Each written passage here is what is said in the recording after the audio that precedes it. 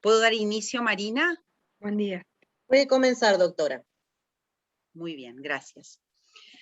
Good morning and good afternoon to everybody. On this occasion, I would like to welcome to the third conference on gender perspectives, new technologies, and good practices adopted in the High Courts of Argentina and Europe.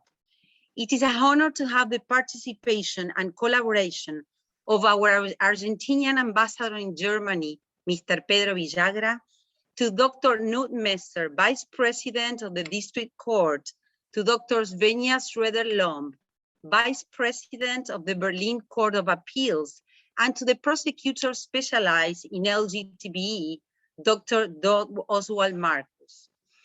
Very special thanks to our Vice President of the Judicial Council, Dr. Francisco Quintana, to the President Superior Court of Justice, Dr. Inés Weinberg de Roca, and to our gender prosecutor, Dr. Verónica Guagnino, for their support and collaboration.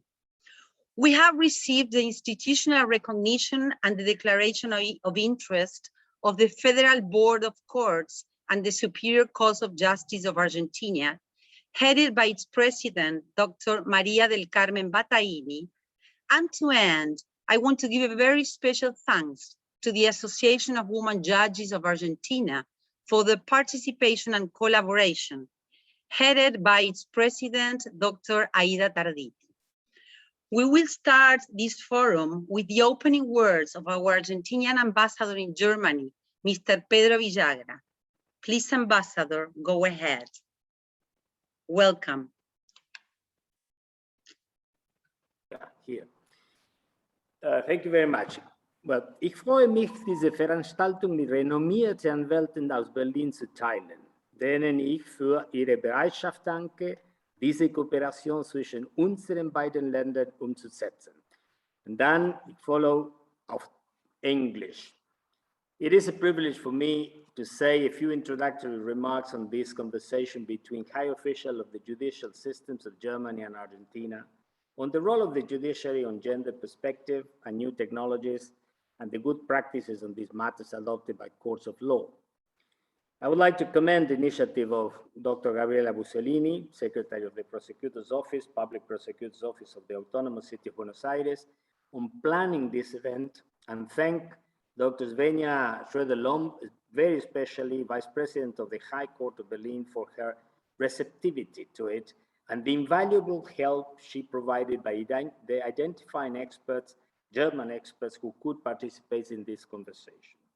I wish to thank also Dr. Marcus Oswalt, prosecutor for LGBTI issues in the Berlin Senate Department of Justice, Consumer Protection and Anti-Discrimination, and Dr. Knut Messer, Vice President of the Berlin Pankow District Court, for having accepted to share their vast experience on these themes that we are interested in focusing. I would also like to welcome the Argentine participants, Dr. Inés Weinberg de Roca, President of the Superior Court of Justice of the City of Buenos Aires, Dr. Francisco Quintana, Vice President of the Magistrate Council of the City of Buenos Aires, and Dr. Verónica Guagnino, Chamber Prosecutor specialized in gender violence. The common element of all participants is their experience in addressing matters of gender, respect for human rights and personal dignity, freedom of choice, identity, and ensuring that through the judicial system, all those will be respected, defended, and promoted to make our societies more open and free. Argentina, as Germany, has a strong commitment to gender equality and fairness. In that context, guaranteeing the rights of women and diversities, the gender agenda has been strengthened through the creation of a Ministry for Women, Gender, and Diversities, and has been mainstreamed to all aspects of policy in all ministries. Among important initiatives on gender equality, a national action plan against violence for reasons of gender, and a national program for gender equality at work, employment and production, and training at the public sector on the full implementation of the law against violence against women that we call the Micaela law in Argentina, to create awareness among public officials on these matters and make sure that we can respond adequately and rapidly to cases which may involve gender violence. All these actions have led UN Women to praise Argentina as one of the countries that more measures for gender equality implemented in the context of pandemics. Mainstreaming of the gender agenda is also a priority of our foreign policy, and the actions that are implemented nationally are projected internationally through the OAS, for instance, the United Nations General Assembly and the Human Rights Council, besides the specific fora as the Committee on the Elimination of Discrimination Against Women set out during our G20 president, and I see Carolina Stanley participating there. Hola, Carolina. During our G20 president in 2018, bringing the gender agenda to all subjects was also a priority. In all these fora, Argentina and Germany work closely together.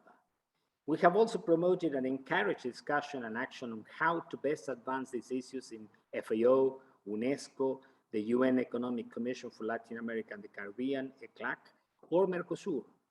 The full implementation of the international human rights legal instruments relevant to gender equality and perspective is a goal that we should also pursue, and we certainly do. To ensure that gender perspective be taken into account when deciding on judicial cases, our Foreign Ministry and the Ministry of Justice and Human Rights, a network of women mediators with gender perspective to tackle social conflict at pre-trial stage has been put in place. There is also a regional network of women mediators from the Southern Cone, where our country, Brazil, Chile, Paraguay, and Uruguay work together. I am convinced that the kind of exchanges and the sharing of experiences we are going to have today will be very enriching for all participants, and that this could help the future work when dealing with these issues. We have many things in common, above all, the objective of ensuring equality for women, LGBTI, and all diversities, which will serve justice, fairness, and make our society better, as I said. So many thanks. I wish you every success in this endeavor, and vielen Dank. Thank you very much, Ambassador, for your words. We'll give the word to Dr. Ines Weinberg de Roca. Please, Ines, it's your time. Good day to all of you. Thank you, Gabriela, for inviting me to the seminar. The idea of gathering to discuss this topic would have been unthinkable only a decade ago. It was only 2015 that, following the first Ni Una Menos campaign, which stands for Not One Woman Less, the fourth wave of feminism took the streets of Buenos Aires and spread its message nationwide. That historic rally brought into sight several demands that were being voiced by women throughout the years and were still unanswered and completely absent from the political agenda. It constituted a turning point for Argentina. Since then, the feminist wave took its place in the media with the necessary strength to voice its claims and proposals. Social media played a vital role in the success of the Ni Una Menos rally. This hybrid present we live in, where we spend a large portion of our lives online, has democratized the way to communicate ideas.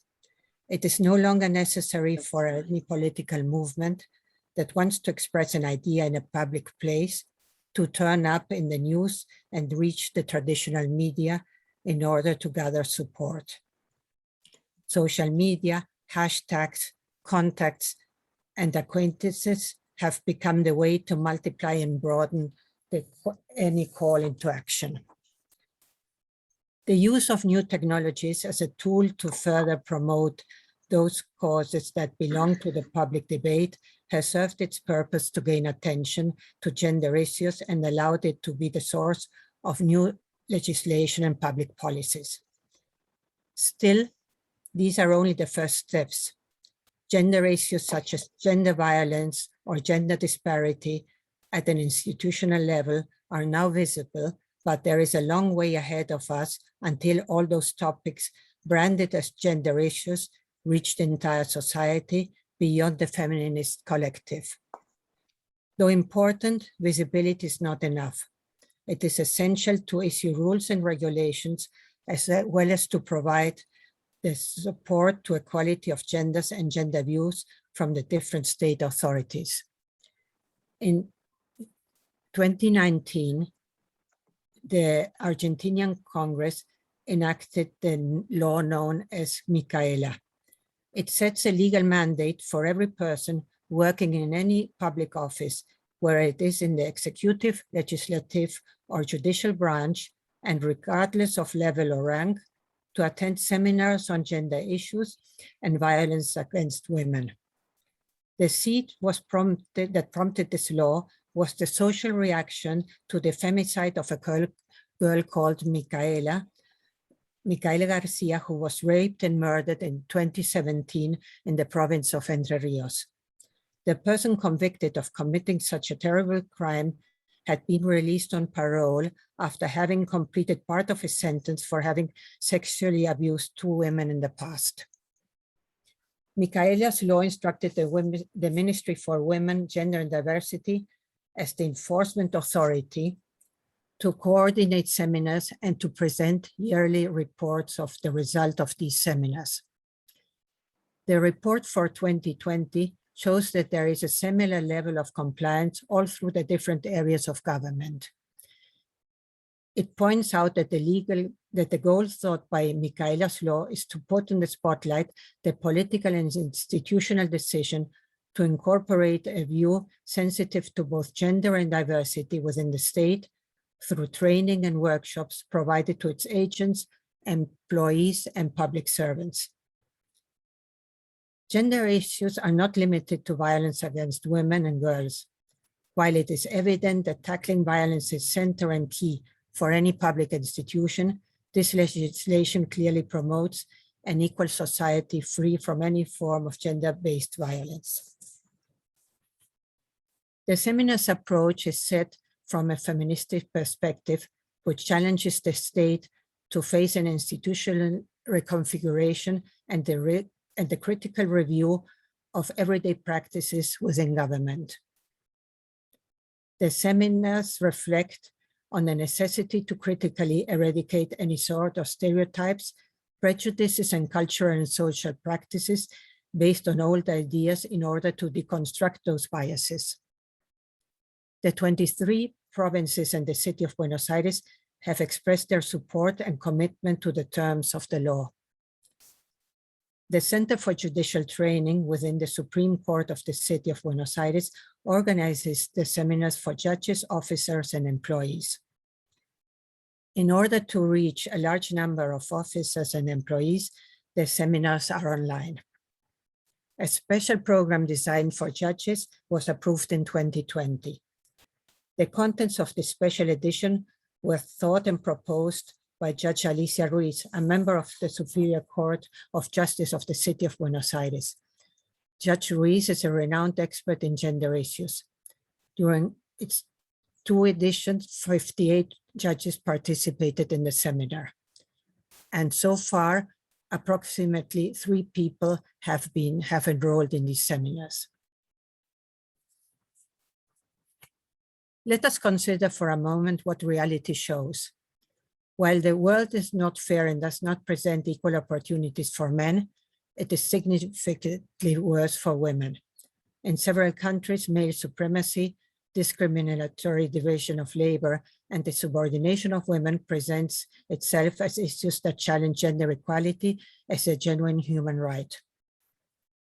The speed gathered lately by gender perspectives, especially in comparison with that from the 60s, 70s, and 80s, is not only based on the intensive work carried out by civil society and government, but due to the use of new technologies.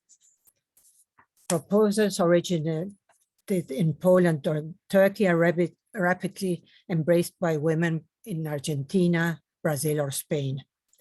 There are no longer iron curtains or walls that may silence the recognitions of women's equal rights. On the other hand, the lack of long-term policies and the lack of an extended conscience amid speeches promoted old masculine privileges may promote a status quo both in public and private areas. An example that shows this is the fact that during the COVID-19 pandemic, while countless women and girls became the heads of their families due to the extended loss of jobs and the economic shutdown, They were victims of an increased violence that is reflected in the number of femicides that skyrocketed during the 2020 lockdown. The issues related to gender may present different approaches from education, as in the case proposed by Micaela Law, to the design of public policies that allow and even promote a bigger role for women in the decision-making process. Numbers are usually more meaningful than words. According to UN Women, both in politics and in public life, leadership, women participation is still insufficiently equal, despite that they constitute part of the 2030 Sustainable Development Goals. Only 23 countries have had women as chiefs of government or state. 119 countries never had a woman as chief of government or state. Only 10 countries are led by a female chief of state and 13 by a female chief of government. In just 14 countries, the government cabinet is composed of 50% of women. If an annual increase in this number reaches 0.52%, equality will arrive no sooner than 2077. And the UN considers also that equal representation in Congress will probably be met by 2063. In 2010, the Superior Court of Justice of the City of Buenos Aires created a gender office. Since its creation, this office has been led by Judge Alicia Ruiz, and its goal is the promotion and organization of activities aiming to reach gender equality within the court and to the public in general. These goals are pursued by activities organized independently or jointly with other public offices, whether local or national. It is worth noting that both the intranet and the court's website list legislation, jurisprudence, a list of activities organized by the office, news, and a list of books to be found in the court's library. These are examples that show the commitment of the Superior Court of the City of Buenos Aires with the gender issues. Thank you very much. Thank you very much, Dr. Weinberg. Your words has been really, really important and precious. So thank you. Dr. Francisco Quintana, we are looking forward to listen to you. So go ahead, please. Welcome. Thanks, Gabi. Good morning and good afternoon to you all. Thank you for your participation in this valuable conversatory on gender's perspective and on good practices adopted in both the High Court of the Judicial Power of Argentina and Germany. And first of all, I would like to thank our ambassador in Germany, Pedro Villagra Delgado, and congratulate him for his interest and dedication in the promotion of gender perspective. Thanks for the connection, as he said before. Likewise, I would like to thank the collaboration and institutional support of the Council of the Judiciary of our Autonomous City of Buenos Aires, headed by Alberto Marquez, and the participation of members of the judicial power of our city, like Carolina Stanley and Lola Tula del Moral, to say some examples. A very special welcome to the magistrates of the High Courts of Justice of Berlin, Family Courts, and Prosecutor Office. And of course, we also thank the President of the Superior Court of Justice of our city, Inés Weinberg de Roca, and the Chamber Prosecutor specialized in gender, Verónica Guanino, for participating in this event. After these greetings, as for my participation, I would like to share with you some of the results of the second survey on perception of gender inequality that we have carried out from the Council of the Magistracy. During all 2020, in all local justice agencies, investigation of the inequalities between genders within the local justice system and in access to justice were conducted. In order to know the thematic training needs and the appropriate format and strategies for the design and development of the offer. It's also allowed updating similar information to one obtained in the first survey carried out in 2013. And earlier I said some of the results because I want to focus on the positive results, on those that show that we are on the right way, although as always, we'll still need to reach the ideal. Well, first, in general terms, as in the survey carried out in 2013, those who participated in the study think of local justice as a less unequal area than the society in general.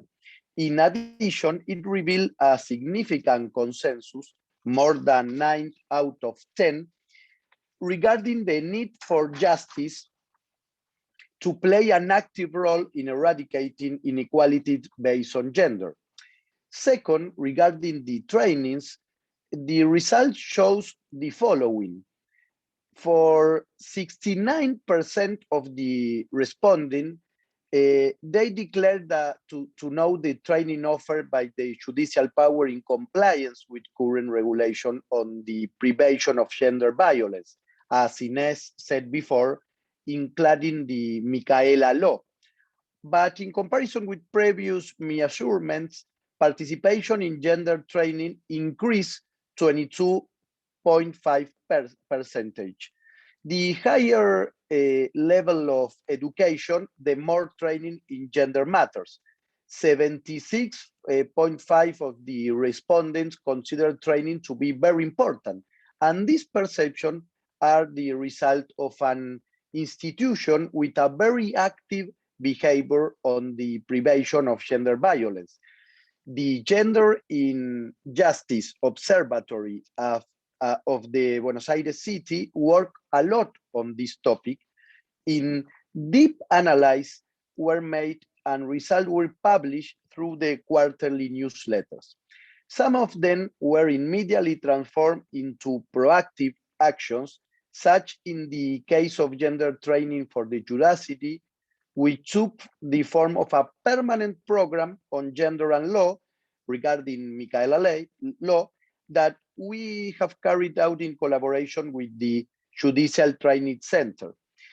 The main goal of this work was to contribute to the identification and eradication of gender biases in the justice system, understood as process that condition practice, meaning and experiences of its operation that affect the judicial structure and configure the relationship with the defendants. From our institution, from the local magistrate council, analysis and previous results and all the decisions that we make after, it's regarding our aim to have an inclusive judicial power with gender's perspective as an identity. So thanks again for this activity, and we are in contact for future working together. Thanks again. Thank you very much, Dr. Francisco Quintana. Thank you very much for your precious words. And we give space to our prosecutor on gender perspective, Dr. Veronica Guagnino. Please, Veronica, go ahead. Thank you, Gabriela. Well, good morning and good evening to everybody. I'd like to thank the organizers and supporters of this seminar, and especially to Dr. Gabriela Busellini to provide me with an opportunity to be here today. States that belong to the international and regional systems for the protection of human rights have the obligation to mainstream gender perspective in public policies and in decision-making process in order to address gender-based violence against women in all their forms. In criminal justice, reinforced due diligence implies the duties of preventing, investigating, prosecuting, and punishing the perpetrators of acts of violence against women, and also to provide relief, protection, and comprehensive reparation for victims. However, The transformative potential of gender-based analysis encounters important boundaries when faced with the persistent technological and digital restrictions of the judicial powers and prosecution services in the region. Despite the fact that we live in a digital world in which more than 40 million WhatsApp messages and around 200 million emails are sent in just 1 minute, the potential of digital technologies is not yet fully applied to the functioning of the judicial system. There are shortcomings in the technological infrastructure, and the commercial applications to satisfy the provision of services are insufficient. The incorporation of ICTs into work and judicial management must also be accompanied by a gender perspective. Technological adaptations must be followed by regulatory changes that instantiate digital tools and access to virtual channels, foreseeing new periods of availability of information and stored data, and new methods to guarantee constitutional principles such as advertising of remote audiences and access to virtual channels. The transformative approach to digital justice must include a systemic perspective that expands to digital services, the provision of online and offline services to users, operators, and stakeholders, guarantee electronic participation, the implementation of data-centric strategies, strengthening the digital capabilities of operators, and the use of artificial intelligence and blockchain for case management. The digital skills and knowledge of operators of the judicial system that guarantee the balance between teleworking and face-to-face work must be developed through intensive training as long as gender skills. Various international instruments, such as the International Covenant of Economic, Social, and Cultural Rights, the Inter-American Court of Human Rights advisory opinions, Brazilian rules for access to justice for people in the condition of vulnerability, and the social development goals of the 2030 Agenda promote the modernization, innovation, and efficiency of justice systems by providing criteria relevant to the use of ICTs in areas such as access to justice, restorative justice, alternative methods of conflict resolution, digital justice, the development of indicators to evaluate the achievements of goals, etc. Fields auspicious to the application of technological resources with the perspective of human rights, gender, and diversity, and cross-cultural groups. Argentina is a very extensive country with a large rural areas, and although the difference in the use of ICTs surveyed between men and women or gender digital divide by the INDEC, the National Statistics Center, is barely 1 percentage point, just 60% of Argentine urban locations have fixed internet connections, and 34% of households have a complete lack of internet access connectivity, and the government developed a backbone network through a state operator to improve rural access and connectivity just a few years ago. Even so, near 40% of the population lack real access to ITCs and digital justice, and degree of ignorance of the population about their rights, duties, and available means to claim, especially during pandemic, is certainly very high. For instance, for cases of gender violence, there are still no developments of online services that allow requesting a preventive and urgent protection measure through an application, without causing the victim to be displaced for long waiting times in court. The availability of audiovisual resources, such as video tutorials, images, and audio files in which the performance of procedures or presentations where the access routes to justice are explained and plot, is scarce. This constitutes an excellent opportunity for innovation in digital justice tools through ICTs that incorporate a gender perspective deepen public-private cooperation and public policies to expand and diversify access to justice for victims of gender violence. ICTs could also be used to monitoring preventive and security measures, and especially to evaluate the degree of satisfaction of victims of gender violence, promote democratic discussion, supervision, and control of the judicial system specialized in gender violence. Encourage the participation of users in regulatory debates, improve practices, modify cultural patterns, create a sense of consensus, and ultimately provide greater legitimacy to the system. ICTs are a useful tool to make rights effective and manage justice, but we cannot forget that they are also a source of dangers.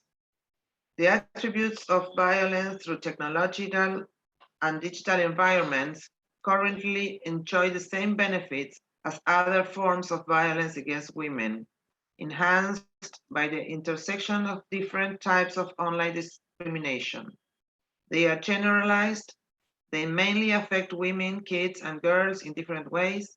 They are protected by high degrees of impunity and anonymity, are diversified, and expand to all areas of intersubjective exchange. The legislation is practically non-existent, and the little that exists is applied in the deficit, incomplete, partial, or direct way. In times of teleworking and maximizing the use of information and communication technologies in all areas of life, it is urgent to face these challenges with better legal tools. Digital bullying is today one of the main forms of violence predominantly directed against women and girls, since around 90% of the victims belong to the female gender. Despite the fact that the Comprehensive Protection Law for Women regulates the various types and modalities of gender violence, and the approval of the American Human Rights Conventions, the CEDAW, and Belém do Pará Convention on Preventing and Combating Violence Against Women, it was not until 2019 that Congress defined street harassment, verbal or non-verbal behaviors or expressions with sexual connotations that affect or damage victims' dignity, integrity, freedom, free movement, or permanence, and or generate a hostile or offensive environment. Yet, harassment as discrimination based on the grounds of sex is still not considered as a criminal offense in Argentinian Penal Code. On December 2020, Argentina became one of the first countries in the world to formally ratify the International Labour Organization Convention number 190 on violence and harassment in the world of work, that establishes the term harassment refers to a range of unacceptable behaviors and practices, threats, or thereof, whether a single occurrence or repeated, that aim at, result in, or are likely to result in physical, psychological, sexual, or economic harm, including gender-based violence and harassment, and insists that it has to be subject to criminal or other legal sanction. It mandates to prohibit violence and harassment in law. Thereby, in Argentina, actions such as obtaining and non-consensual dissemination of private intimate images, revenge porn, sexting, workplace sexual harassment, mobbing, sexual harassment of public officials, stalking, cyberbullying, which grows exponentially, real estate gender harassment or blockbusting, and multiple other forms of harassment in various contexts continue without being subject to criminal regulation in our country. Besides other non-criminal education or administrative channels have not been consolidated as useful forms for the prevention, early detection, punishment, and reparation of the victims. So we could say that in Argentina is still valid McKinnon's statement from 1979. We lack a robust regulatory construction that would help persons who are targets of different types of harassment to easily identify such behavior.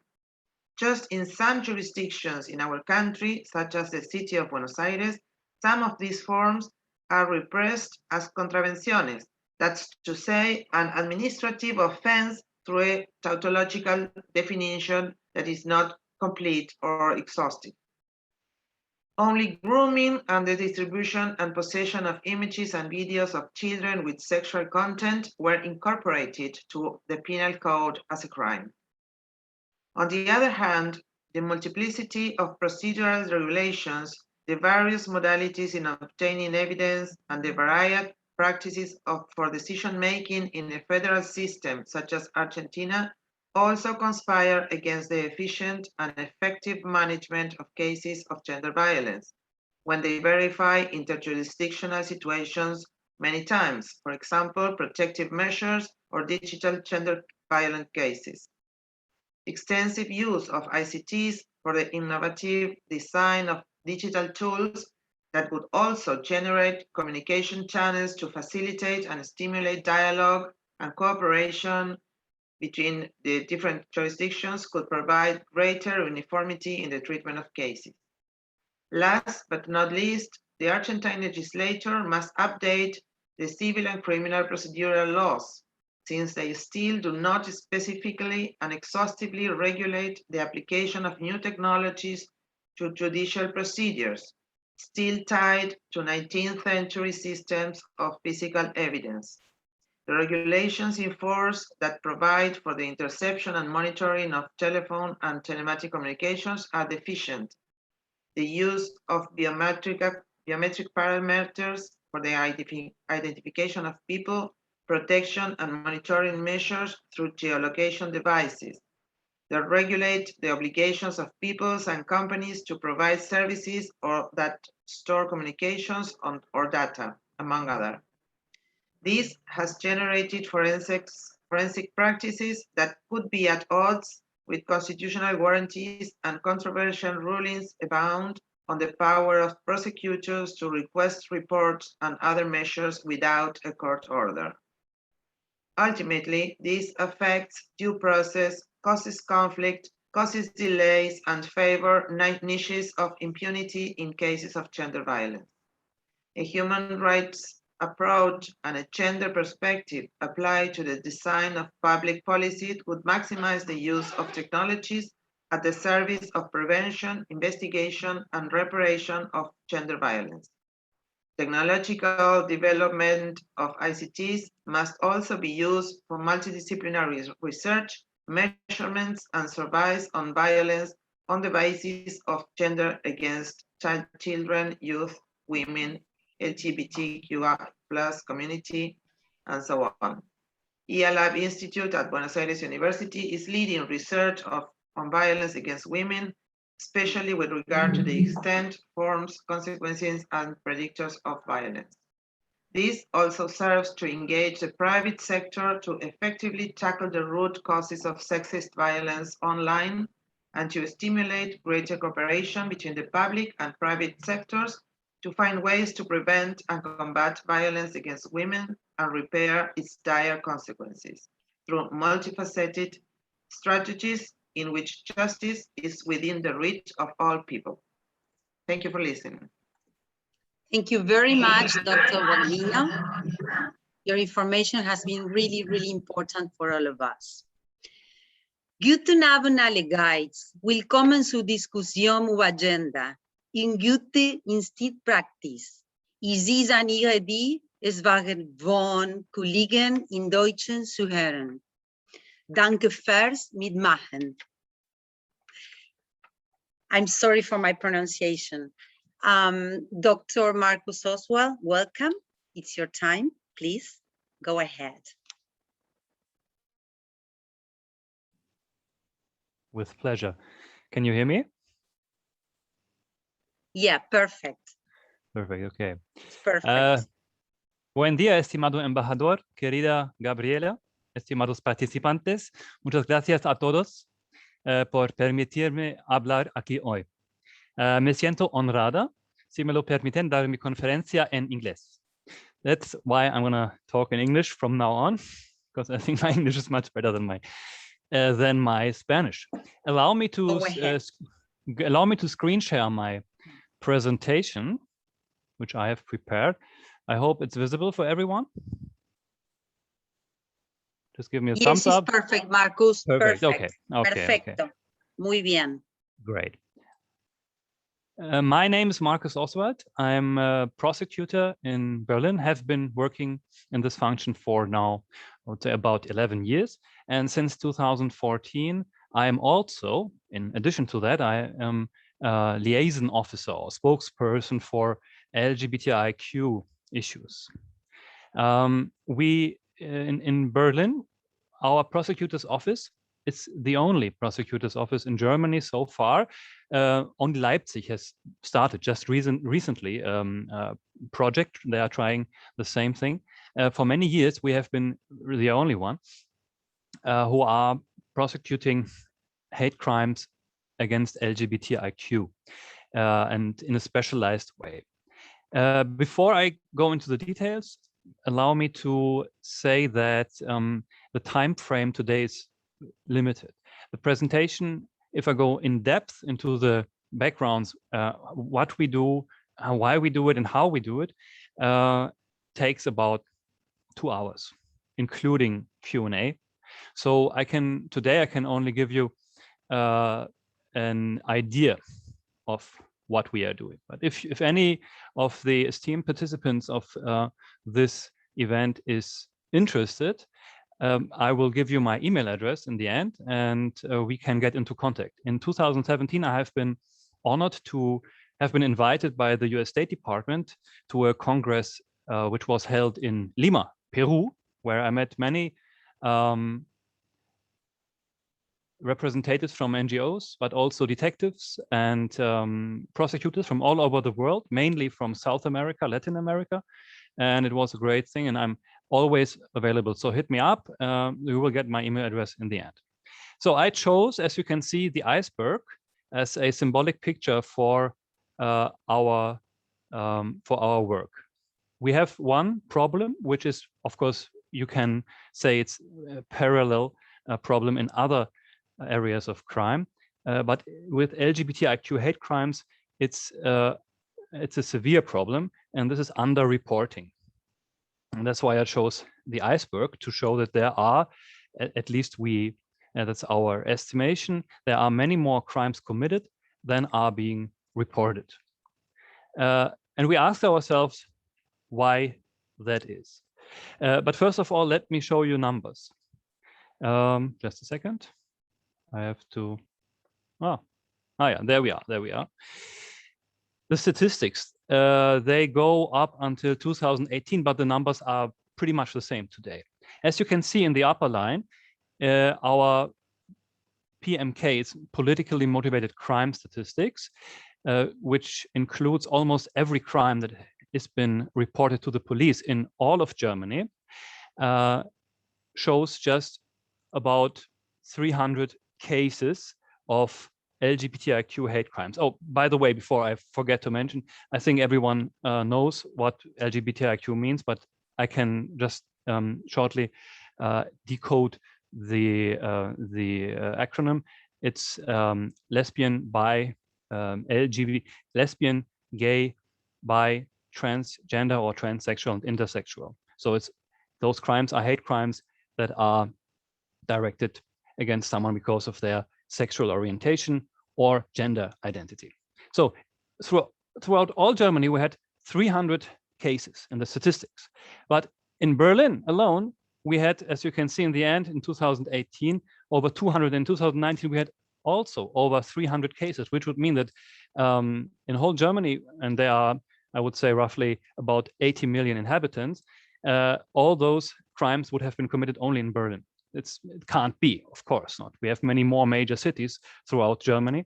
And Maneo, which is an NGO, civil society organization that's specialized in fighting crimes that are committed against gay men, they report more cases even than we do, or not report, but their statistics shows more cases. So what we know by that is that there are much more, there have to be much more cases than are reported to us. So we asked ourselves why that is. And as I said before, in my normal presentation, I go in depth into the reasons why the LGBTIQ community doesn't report. But there is one overarching reason that can be summed up or summarized or simplified as lack of trust. The community doesn't trust us, even or not enough, let's say that way. Even in Germany, even in Berlin, in which we pride ourselves to be very tolerant and pluralistic, and we are a city of many colors, many people of many ethnicities, many languages, many cultures, and so on and so on, and of course many sexual orientations and gender identities. But still, there are crimes against LGBTIQ. There are hate crimes, and we wanna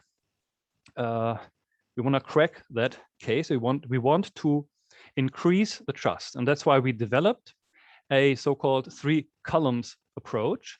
And our goal, which we want to achieve, is increased trust, because for us, increased trust equals increased reporting. The more the people trust us, the more reports we get. And I don't know how it is in Argentina, but I guess it's the same as in Germany. Most of the crimes are known by the law enforcement, be it police or prosecutors' offices, because someone reports them, be it a witness or be it the victim themselves. So we need the reports, and that's why underreporting is such a problem. The 3 columns, as you can see here, are first and foremost the prosecution, because we are a prosecutor's office. Of course, we are not an institution that helps victims, but there are 2 more columns, and this is first of all the liaison officer function, which is something prosecutor's office normally don't have, and thirdly, the networking function, which is what I do today, for example, talking to you. Normally in Germany, it's like that. The prosecutors are non-political, neutral, objective, and they stay, I would say they stay in their offices, and they investigate crimes, and they go into to the court where they represent the state. But that's all they do. What we do is we go out of our offices physically to events like Christopher Street Day and other events, to discussions and congresses and seminars and events like this, to show that we are there. Because in the past in Germany, we had Section 175 up until 1994, where we, meaning police and prosecutors' offices and courts, we persecuted gay men for committing gay sexual acts until 1994. It's not so long ago that this crime existed still, just being a gay man and living as a gay man. So what we try to do is to extend our hand, so to speak, and show the people that we are there for them now, and that we investigate and prosecute the crimes committed against them. So what we do is we have a specialized department, Department 273, that investigates hate crimes against LGBTIQ and exploitive crimes against LGBTIQ, but that's only on a side note, because our main focus is on the hate crimes. Hate crimes are offenses that are motivated by prejudice against sexual orientation or gender identity. The crime distribution is as follows in percentage. In 2019 it was, but it's the same in every year, relatively seen. Most of the offenses committed are insults, followed by assaults or battery, and then damage to property, threatening, coercion, incitement, and other crimes. Well, now you could say, if it's only insult, why do you care? Why do you specialize in prosecuting these crimes? It's only an insult. It's what I hear very often, but you have to, and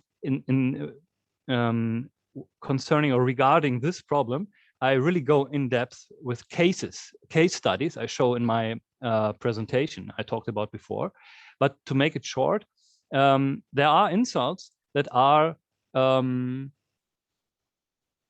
not as severe, maybe they are the normal, the standard case, an insult that the legislative thought about when making the insult or when writing the insult, the text in the criminal code. It's like, I don't know, you are on the subway and there's someone blocking your way out of the subway, and you say something to him like some expletive, like you asshole, and he says, okay, go F yourself or something. And this is what's an insult normally. But what we are dealing here with in hate crimes, also when they are racist or sexist or ableist, is someone is being insulted just for being what he is. There's no conflict. But one case study would be two women going through the streets of Berlin hand in hand. Someone's approaching them and shouting into their faces, "You ugly lesbians." Yeah, something like that. Or two men holding hands like, "You fucking faggots." Sorry, my French, pardon my French, but this is what they actually say. And imagine experiencing this over and over and over again, all through your life, from childhood through adulthood, just because you are what you are. We think that this is not just a mere insult, but it's a danger to democracy, because democracy does not only mean that the majority says what's going on in the state. Democracy also means that minorities have to be protected. And those minorities are being attacked. So we say it's much more severe than the normal insult. And on a side note, when I was in Lima at the conference, there was a representative from a Brazilian NGO, and he talked about murders of transgender sex workers in Rio de Janeiro and Sao Paulo and so on.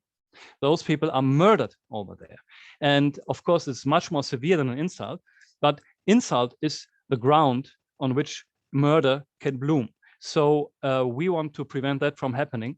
We don't want to get to the point where we say, okay, we have murder and manslaughter against LGBTIQ. So we want to stop it here at the level of insult and incitement and so on.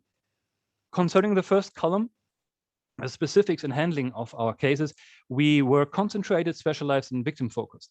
That means we have one department, and normally it would be like an insult, it would be prosecuted by the whole prosecutor's offices.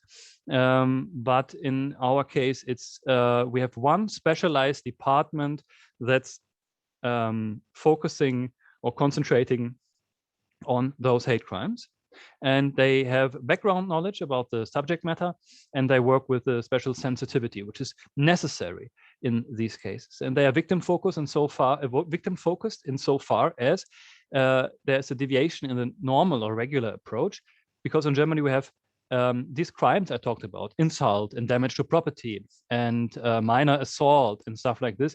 Those are called request crimes, meaning the victim has to request that the crime is being prosecuted with a signature, or they are private prosecution cases where the prosecutor can say, well, I don't want to prosecute, it's not severe enough, but you can prosecute it as a civil person, as an exception. Or they are also petty offenses. That means we can just say, okay, it's not so severe, we just drop the case. That's what we would normally do with insults, with assaults and offenses like this. But we, in these cases, don't do it. We do the exact opposite, because, as I said before, we want to gain the trust of the community. Many of them say, for example, well, it's futile. Nothing will happen in the end. The case will be dropped anyway. So we say, no, it won't be, because we say it's not a normal insult, it's more severe, and we don't drop the charge, we don't drop the case, we investigate it regularly. So we just turn the whole thing around, and so far we have been successful because we have positive feedback from the community. And as you can see in the graph, the numbers of the cases are increasing. Exactly what we want to achieve. The numbers are increasing, and significantly increasing. And we also have feedback by survivors of LGBTIQ hate crimes, of homophobic and transphobic hate crimes, who call us or who write to us and who say, well, I met you there or there, Christopher Street Day or some event or something, and we saw that you take us seriously, and that's why we reported to you. We wouldn't have done it. We wouldn't have reported if it weren't for you. So we have at least anecdotal, we have the anecdotal proof that at least some people are reporting because we do what we do. And of course we have the numbers. And one hypothesis is that the numbers have increased because the reports have increased, and the reports have increased because people trust us more. At least that's our perception. And the sentences that have been given by courts range from fines, and of course you can also drop the case. In some cases it's proportionate, but the sentences have been ranging from fines to imprisonment without parole or without probation. I think probation is the right word in this case. We see a continually increasing number of cases. I think in 2021 we will see another increase. We are already at the 400 or 500 mark. Okay, here's another point. Some people might say, okay, Berlin has 3.6 million inhabitants. What's 400 cases? Nothing. And I say exactly that's the argument for what we do, not against it, because the dark figure is so huge. The underreporting is so huge, but we can show that there are significantly more cases than have been reported earlier, and there will be in the future. We will show that there are much more, and maybe we will come closer to the real number of crimes that are committed in this area of crime. Last not least, let me say something, because I think we have judges here, we have prosecutors here, what we recommend, so to speak, and this has been developed also during the conference in Lima, is how police and prosecutors and even judges and courts should, or could, let's say that way, could handle those cases. One of the most important things or issues is to identify the crime as a hate crime, in this case as an LGBTIQ hate crime. And there are three, you can say it goes without saying, but we have to say it because we have those cases where it didn't work. You have to pay attention to what victims and witnesses say. They may say, I've been insulted, I have been assaulted, whatever, my property has been damaged. But they will also say, yeah, maybe it's because I'm gay, or because I'm lesbian, or because I'm trans. But police officers won't put that into the report they file. They will just say, okay, this person has been insulted. It has happened. Second point is, if the victims and witnesses don't say it by themselves, ask them, what do you think? Okay, of course, it has to be an open question. What do you think is the reason why you were attacked? And maybe you can find out the motivation for it.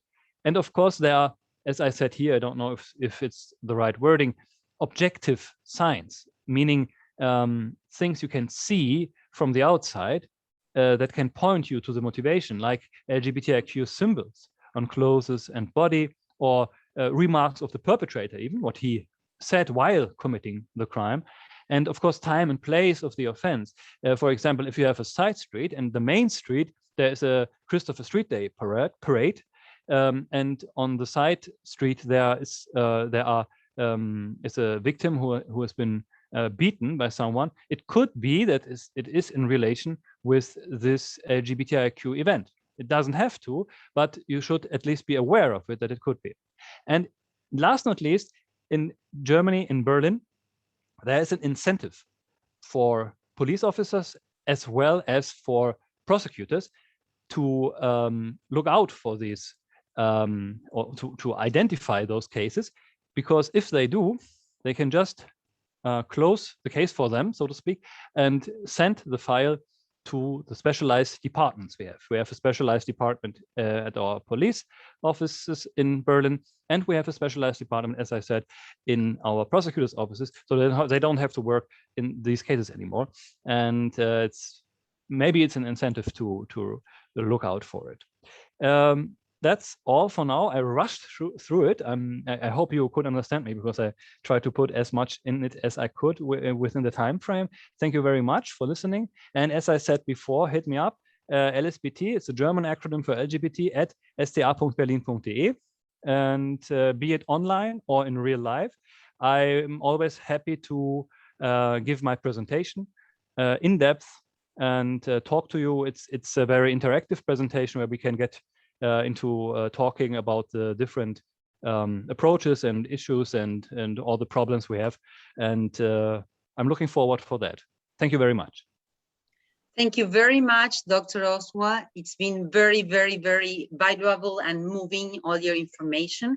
And if you allow us, we could share with the audience the information afterwards. Sure. Okay. It's a pleasure. Okay, thank you very much. So, Dr. Zbigniew Schreiber-Lom, please, you're welcome to this forum. It's your time. We are looking forward to listen to you. Yes, look. Hello. Go ahead, please. Hello. Thank you very much for having us and organizing this conservatory. It is always important for us to learn from other countries how they work, and it's only by exchanging that we learn to understand each other better and that we enable ourselves and the law to grow. I would like to welcome you here at the Kammergericht in Berlin. The Kammergericht is the Court of Appeal of the land of Berlin, and it has a long history. It is over 550 years old and therefore the oldest existing court in Germany. There are around 500 people working at this court, and amongst them there are 120 judges. In my little speech, I would like to point out some aspects on quite a different subject than Markus Oswalt has just done in his interesting speech. I would like to talk about the advancement of women in the Berlin judiciary. In the land of Berlin, there are around 1,400 judges. 54% of these judges are women. And that sounds like a fair number, but when you take a closer look at these figures, you will find the phenomenon that you will certainly know, and that is known as the glass ceiling. Women in the Berlin judiciary don't advance in the same amount as male judges do. Let me give you at first some current figures. Of all the judges that have not been promoted yet, the so-called first-level judges, there are 62.2% women. Of all second-level judges, that means all the judges that have been promoted for the first time, only 39% of them are women. And if you look at even higher promotion offices, the number of women continues to decrease. In the second-level promotion, it means you have been the third-level promotion, and which means you have been promoted 2 times, there are only 38% women. Now, these are the figures that I have just given you of the judges that actually make judicial decisions, the decision-making branch. On the other hand, you have also judges that are mainly in charge of the administration of the court, who as presidents preside the court as a whole. In Berlin, there are 11 local courts. Knut, who sits to my left, is a vice president of one of these local courts. There are 11 local courts. There is 1 district court, and there is 1 court of appeal, the Kammergericht. There are altogether 13 presidents. And out of these 13 court presidents, there are 5 women and 8 men. And which is even more important, the most high-ranking presidents are all male. That is the president of the biggest local court, the president of the district court, and the president of the Court of Appeal. Now, this is a development which I have shown you by our figures that we are not pleased with, and that we wanted to take a closer look at and improve the possibilities of women for advancement in the Berlin judiciary. Of course, we are bound by law. According to German law, positive discrimination is not possible. This means that you can't promote a woman just for the reason because she is a woman, even if you want to increase the percentage of women in advanced positions. But what you can do is the following. The law states that if there is a case in which a female judge is equally qualified as a male judge, so that there is no difference in their qualification, then the female judge has to be promoted and not the male judge, as long as there are more men than women in this promotion stage. But this is a piece of legislation that is not of great help to women, because there are hardly any cases that a woman and a man are equally qualified in all aspects. So this is more a piece of symbolic legislation. With the figures that I have just presented to you, nobody is satisfied. And therefore, a number of measures have been taken in the Berlin judiciary that are intended to lead to more women in advanced positions. We want to achieve a number that corresponds to the share of women in the whole of the judiciary in Berlin. In order to understand our measures, I would first like to explain how a judge is being promoted in Berlin. In order to be promoted, a judge in the first office must either work in the Court of Appeal for a period of up to 2 years, or he or she has to work for the same period in the Ministry of Justice. We call this phase the testing phase. Now, not every judge has the opportunity to do such a testing phase. This option is only given to those judges who have obtained particularly good certificates in the course of their judicial work at the first level. This means that for the question of progress, it is very important that you have received good references and that you have successfully completed the testing phase. These 2 points must therefore be focused on when it comes to promoting female judges. In Berlin, we started off with a survey of all the female judges, which was then scientifically evaluated. In this survey, we found out that for female judges, it was of highest importance to be able to meet their family obligations besides their work. It was then also found out that female judges had incorrect ideas about the testing phase and about the job in the promotion office. These misconceptions related in particular to the expectation that the workload associated with the testing phase and the promotion office was too high to be able to also meet their family obligations. The survey that we had conducted also showed us that on the other side, female judges who had already completed the testing phase and female judges who were already in promotion offices stated that they were able to cope with their family workload at the same time.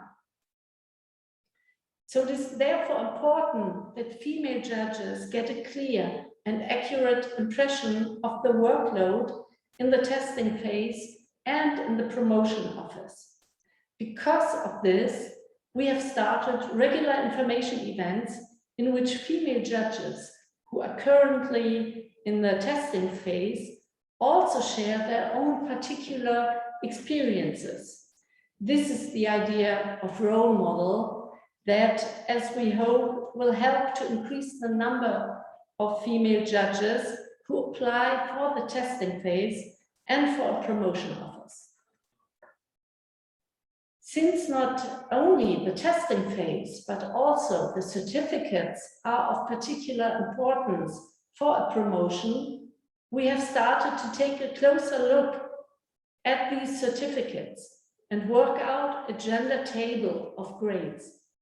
In particular, it is intended to find out whether and how grades that are given in certificates to male and female judges differ from one another.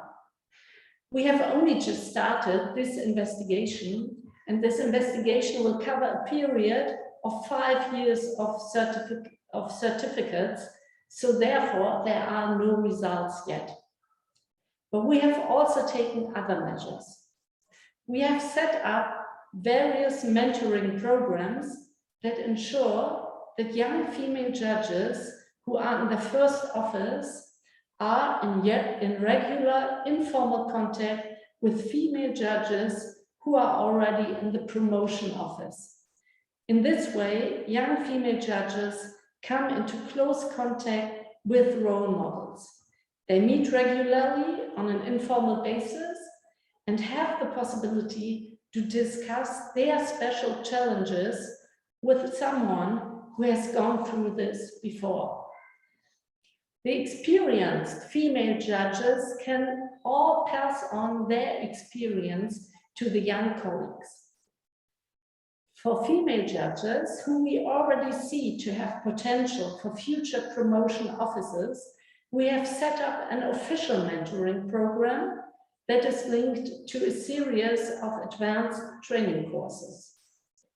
And finally, we have launched a training course for all our presidents and for all judges who have management responsibilities, with the aim of gaining special awareness of all gender issues. With this set of measures, we hope that we can increase the proportion of women in promotion positions so that their number will also correspond to their proportion in the judiciary in Berlin. And I hope that maybe at our next meeting, I will then be able to give you completely different figures. And until then, I thank you very much for your attention. Thank you very, very much, Dr. Svenja Schroeder. You are really an example for us. We have to follow your instructions, your ideas. So you've been really great. So let's give the turn to Dr. Knut Messer, please. Doctor, you're welcome. Hello. Are you going to share, Dr. Knut, are you going to share a PowerPoint? Yes, this would be great. Okay, that's perfect. Yes, it's okay. Thank you. Welcome. Okay. Yeah. Yeah, yeah, we can see the presentation. Thank you, Gabriela, and buenos dias. Buenos dias. Buenos dias. I'm Vice President of a local court, as Svenja already said, but I'm also judge in a family court. And as such, I would like to give you a short impression of the German Gesetz zum zivilrechtlichen Schutz vor Gewalttaten und Nachstellungen, or in English, Law on Civil Protection Against Acts of Violence and Stalking, or a little bit shorter, Act on Protection Against Violence.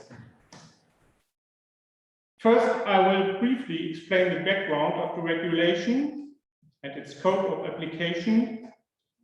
Then I will go into the essential provisions and procedural specifics before illustrating the Act's significance by giving some examples from practice. The Act on Protection Against Violence was introduced on January 1st, 2002, as the legal protection of victims of violence in Germany was considered to be inadequate. The majority of physical and emotional violence takes place within close social relationships. According to a recent study by the European Union Agency for Fundamental Rights, about 22% of the women between 18 and 74 have experienced physical and/or sexual violence within a relationship. Researchers of the German government show that in more than 80% of these cases, men are the offenders and women and children the victims. Domestic violence occurs throughout all social classes. In Germany, there exist different approaches to protect victims of violence. First of all, there are assistance facilities as advice centers, women's shelters, or telephone hotlines, which offer protection in the first instance. In cases of acute danger, of course, the police offers assistance too. Whenever a punishable offense is stated, the police starts investigations which may lead to criminal proceedings. As well, or instead of criminal proceedings, victims of violence can claim for protection measures under civil law. Especially the civil law regulations were rarely invoked in the past. Legal requirements for protection were quite unclear and enforcement insufficient. As a result, many victims did not seek judicial help at all. Therefore, the Act on Protection Against Violence was passed as part of a national action plan to fight violence against women. The legislation has two main areas of application: acts of violence, especially domestic violence, and on the other hand, stalking. Section 1 of the Act on Protection Against Violence defines 4 types of violations. Firstly, unlawful physical assaults, impairment of health, encroachment upon the freedom of another's intent, or threats with physical assault, impairment of health, or encroachment upon freedom. Thirdly, intrusion into another person's dwelling, and finally, unreasonable harassment of a person by repeated stalking against a person's expressly stated wishes or hounding the person by means of telecommunication. The Act applies to violence regardless of whether it takes place within or outside the context of a joint household. It applies in relationships between couples and where violence is directed against family members or third parties. It is, however, not applicable where children are mistreated by their parents. These cases are governed by the special provisions on child protection.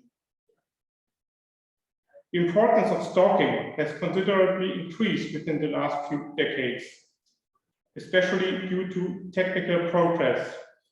It includes many forms of behavior, for example, physical pursuit or approach, constant messages to the victim, or the repeated ordering of goods under the victim's name.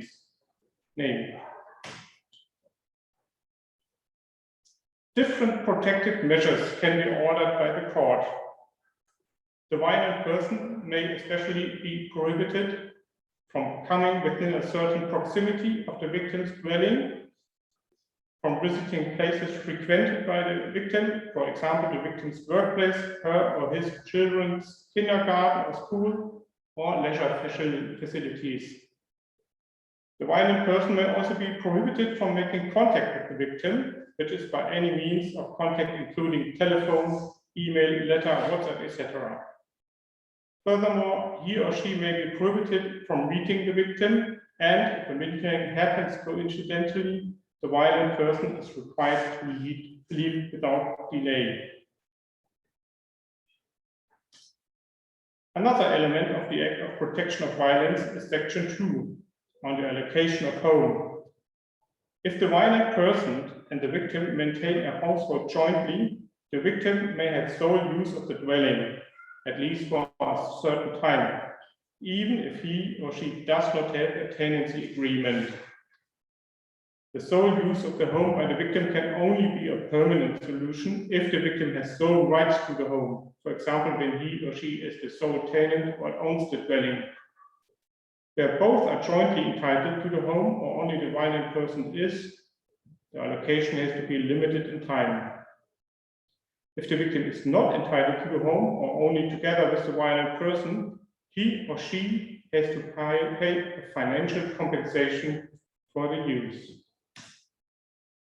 As to the procedural matters, first of all, competent for violence protection cases is the family court as a special department of the local court.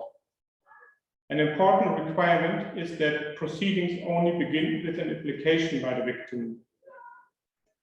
There is no legal obligation for the applicant to be represented by a lawyer. In violence protection proceedings, the courts have to communicate any orders to the police and other public agencies affected, for example, schools or kindergartens. This is to avoid that the enforcement of court orders is prevented or impeded on account of information gaps. In the case that court orders are violated, the victim can instruct the court enforcement officer directly to enforce protection measures. Violations can also lead to fines up to 250,000 euros or to an imprisonment up to 2 years. Especially in cases of domestic violence, there is usually an ongoing risk. So when there is urgent need for the court to act immediately, the victim may therefore apply for a temporary injunction. In these cases, the court must and can take a provisional decision as quickly as possible. Some simplifications apply in these proceedings. These are especially only prima facie evidence has to be provided, which means that the court needs only to be convinced that it is very likely that the mistreatment has taken place, and the court may dispense with hearing the defendant. So that's possible. Finally, I would like to present a few very short cases that I have dealt with over the past few weeks to illustrate the application of the law. The first case is about a young woman who had broken up with her partner. Afterwards, he called her frequently on her cell phone and threatened to beat her up if she didn't come back. One morning, he came to her house and threatened her with a sword.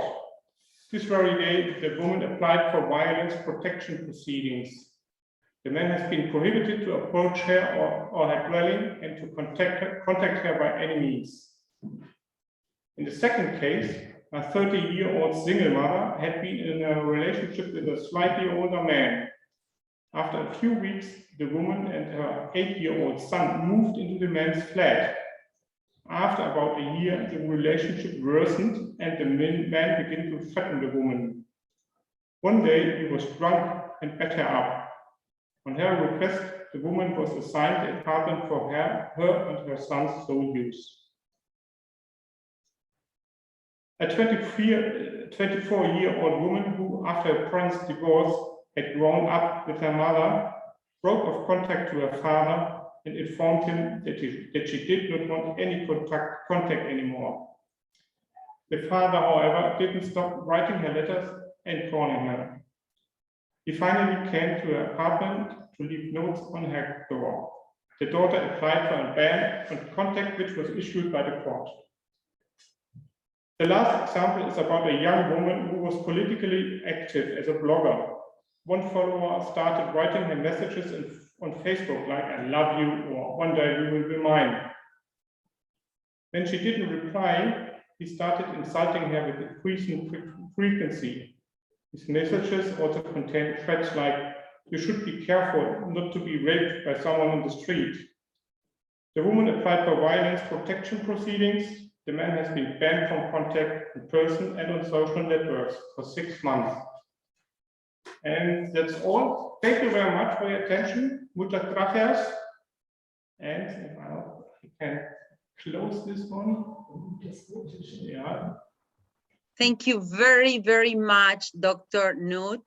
It's been so moving and precious, your words. So we are running out of time. Thank you very much to everybody for your participation and your precious time to be part of this exchange. Every information you share today is of great interest of our societies and world. Good practices and power public policies performed by governments on gender perspective will change the world. And finally, I would like to paraphrase Dr. Ursula von der Leyen, European Commission President. Strong women make a strong world. So good morning and good afternoon to everybody. Thank you all. And I hope we can meet all again very soon. Stay healthy and well. Thank you very much. Ambassador. Thank you very much. Thank you very much from Berlin. It was a pleasure. Thank you very much. So welcome everybody, and we'll get in touch with all of you by email, sharing all the information that was given today. So thank you for your time. See you in the 4th conference.